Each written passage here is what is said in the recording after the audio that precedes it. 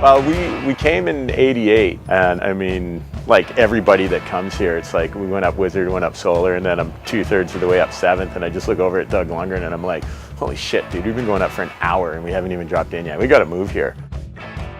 We came down after the first day and rented the last empty shop in town and opened the snowboard shop here. And as soon as we opened it here, everybody from Calgary, like Schwarty, Alex, and everybody, they just moved to Whistler, and that was it. Calgary was dead in a day. I came out here, the summer of '88. Ken Achenbach was going to open up a shop and said, hey, you come out here and work in the shop a couple days a week and I'll cover your rent, we'll get a house and stuff like that. So that's where the foundation started. We met with Dano Pendergrass and Gary Pendergrass, which were kind of the two only local snowboarders. So Ken Achenbach came out and opened the snowboard shop, and that was probably in '89. And I met the Achenbachs, and Dave Achenbach was like a pro snowboarder. And he had been on the cover of Trans World Snowboarding magazine, a thing that I didn't know existed. They had like business cards and shit. It was really weird, but they also had like one-piece yellow suits and shit. It was like, I really like this idea. I'm not really sure what they're wearing. And they convinced Whistler to let them go up Whistler. So first of all, I'm like, what the fuck's a pro snowboarder? And second of all is like, how the fuck did they get up Whistler? Because it was banned. Coming from Calgary, we didn't realize how big a deal it was to actually snowboard in Whistler. It was just, you know, another mountain that we got first tracks on. So it wasn't that big a deal until we realized later when Dano was just like, oh, you know, his whole life he's lived here, and then some dude from Alberta comes and beats him the first tracks. And even then, they, you know, after we filmed, they still didn't open for a couple of years. So it was like we rode Blackcomb, you know, religiously. Snowboard scene, I'll have to give credit to Ken Achenbach and the snowboard shop. They were really the founding store out here. That's how it all really started. It was all about Blackcomb. Whistler was getting in the bandwagon, but we fully supported it on Blackcomb. That was the big difference. We embraced the culture. We wanted it to happen over here. We were hitting the sides. We were looking for terrain. Skiers weren't doing that stuff. They weren't even in, you know, they didn't know what we were all about. So you'd see other tracks and go, holy shit, there's another snowboarder here today. And then you'd get to the bottom of the lift, and your buddy at the lift would say, hey, there's a snowboarder here. I told him to wait up top. And they would. It was like an instant brotherhood of snowboarders because there were so few of us. It was free ride, and it was using the natural features. It was the wind lip, the quarter pipe. That's how it all really started.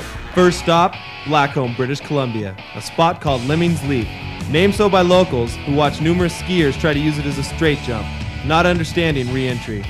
For Chris Roach, a dream come true, a 20-foot high quarter pipe with 5 feet of vertical.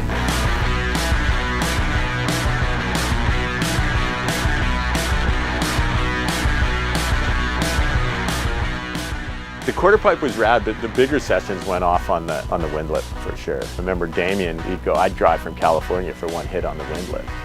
And, you know, and then you have sessions like, you know, the all-time best photo in Transworld, or the one of Doug just basically falling out of space. I mean, that's the thing, it's like there wasn't parks.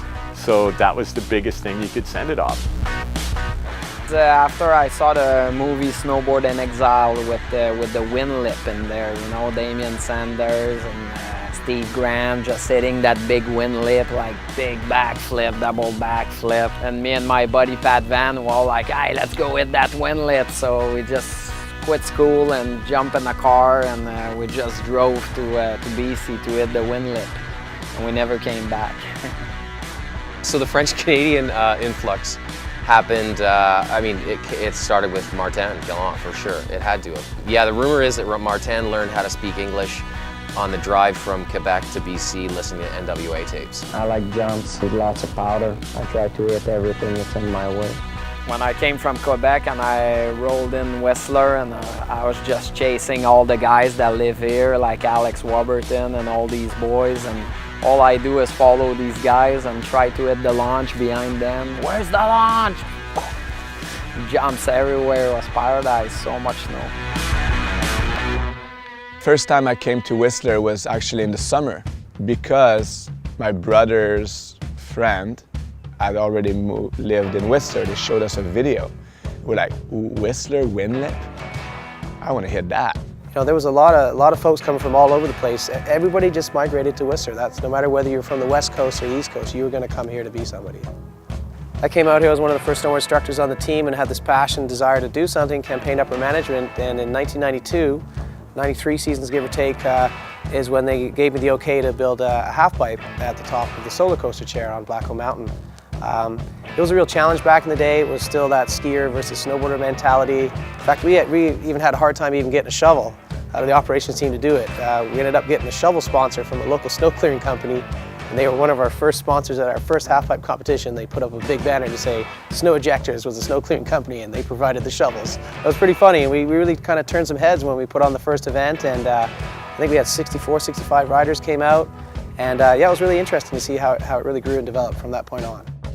One of the things that really separated the Whistler scene, and I think the reason that it was so instrumental and so central to snowboarding, is because of the glacier.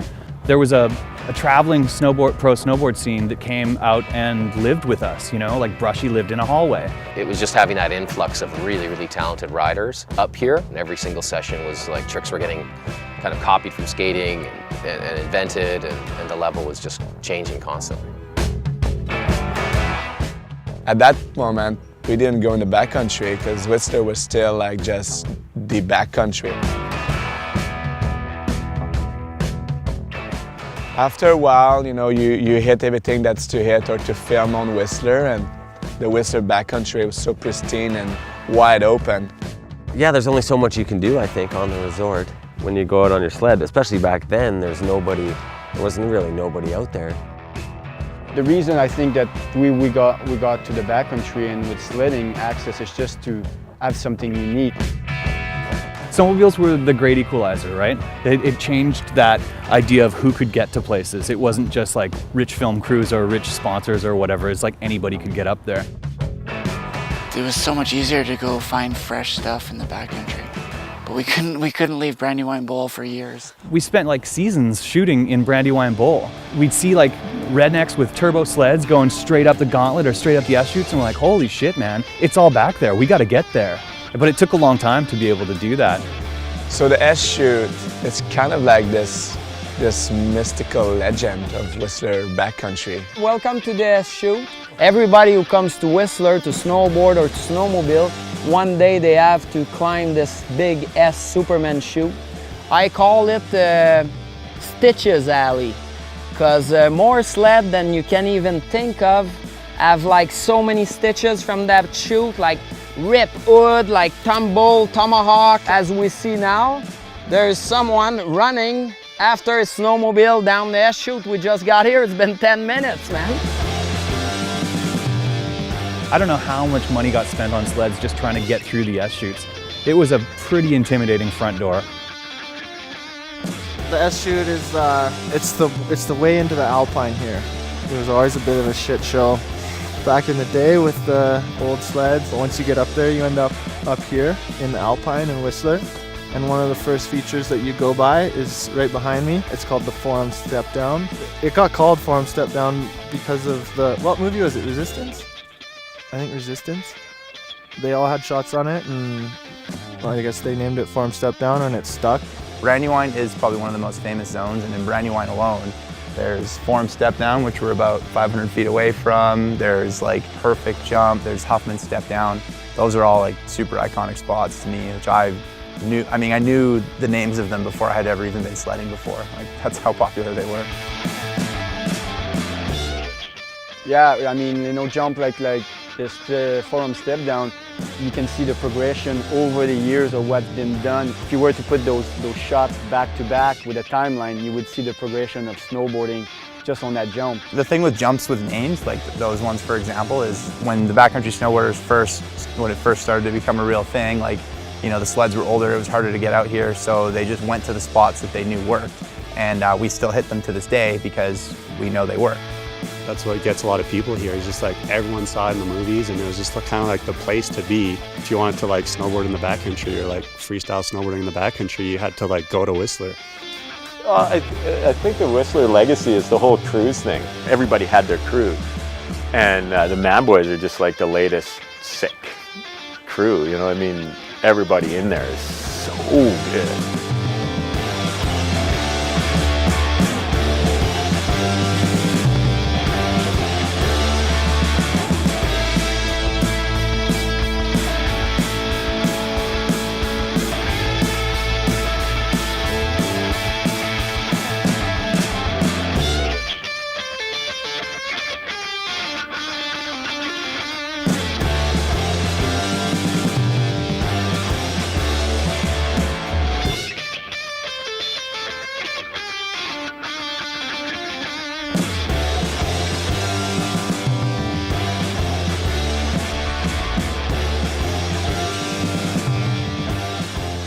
It's like you come here and the level is so high that you either step up or you step off.